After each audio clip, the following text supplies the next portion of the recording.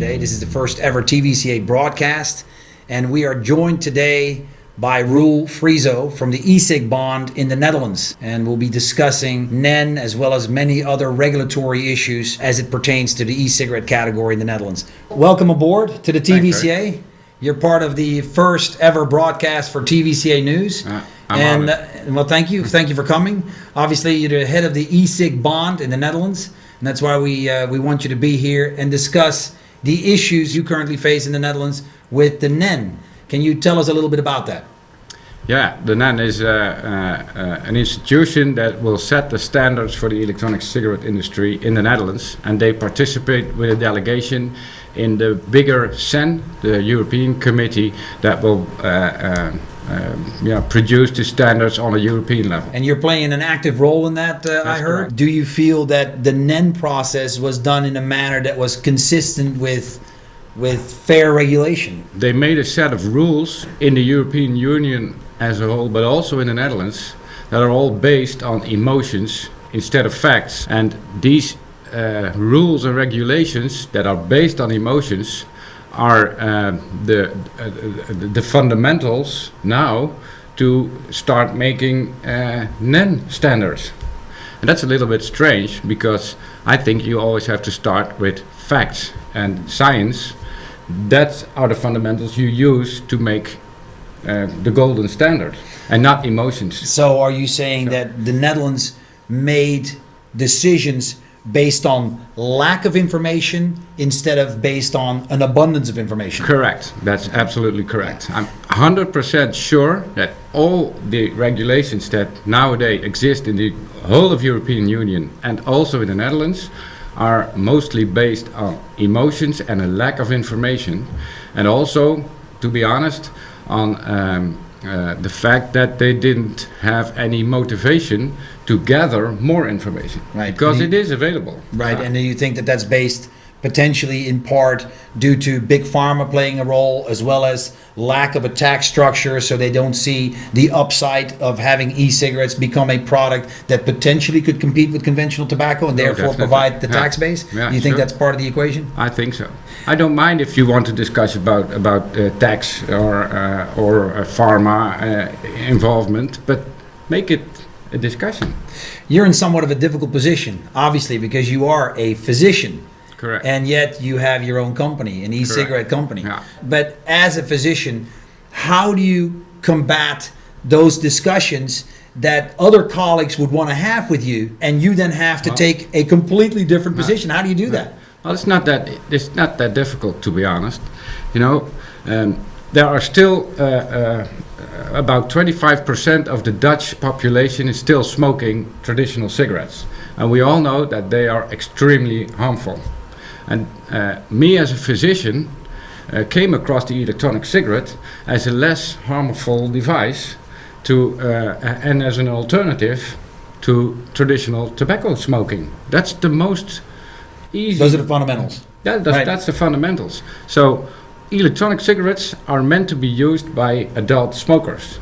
That's our target. If they can't stop smoking, and obviously 25% of the population can't stop smoking, so they want to continue smoking. Or like to smoke. Or like to smoke, right. Sure, because it's their own choice. Mm-hmm. Then at least choose an alternative that's less harmful. Okay. I can't state that it's harmless. Nobody does, but it's at least far less harmful than smoking.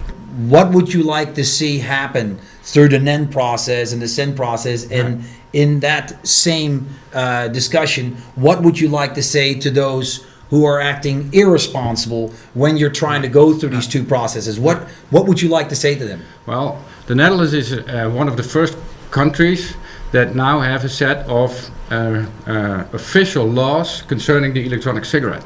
But despite that, there are still companies that do not obey that laws. And at least I would like to say to them, be careful, because it will be a problem in the future. So now is the time to act responsible and to obey and follow the rules and regulations that are set up. But in its extent to that, It's very important, and on a European scale, with the TPD coming in next year, the TPD2, that the rules and regulations are harmonized throughout Europe.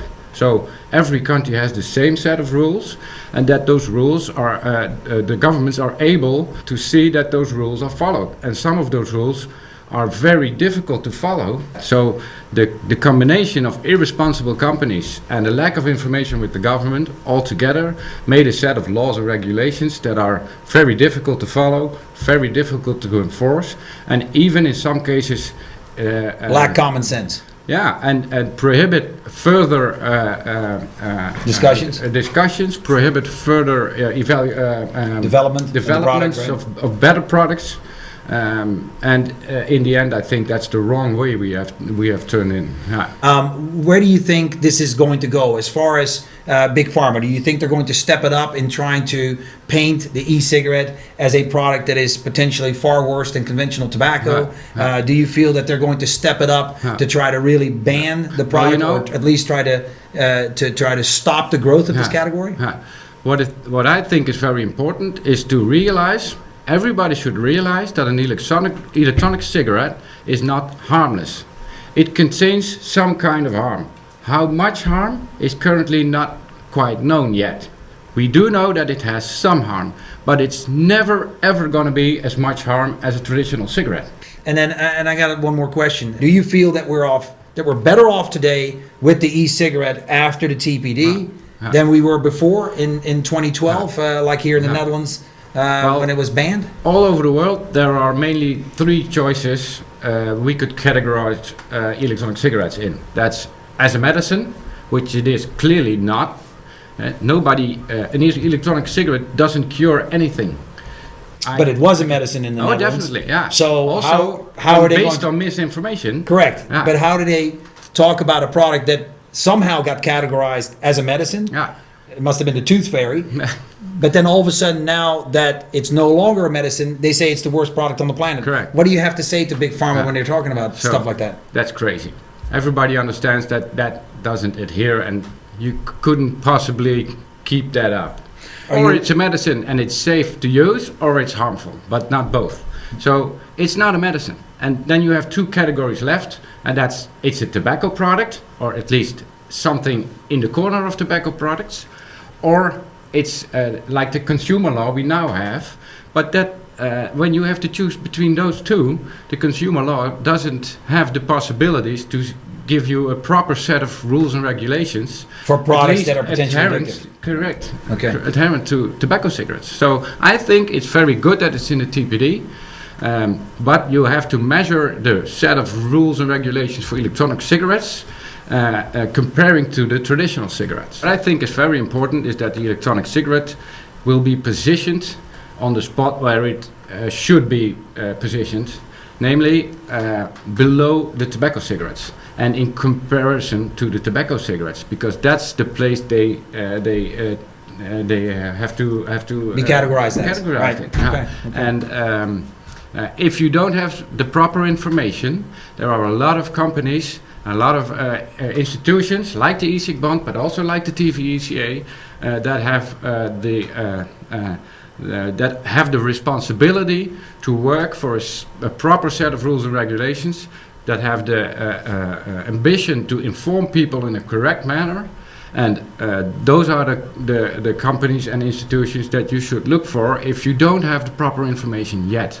And don't base your information on media and newspapers and emotions, but base them on science and facts. And we all can provide them. Roel Fresow, thanks again for coming. This is You're the first welcome, ever broadcast for TVECA News. I'm honored. Thank you. And, thank you very much. I hope we will have more discussions with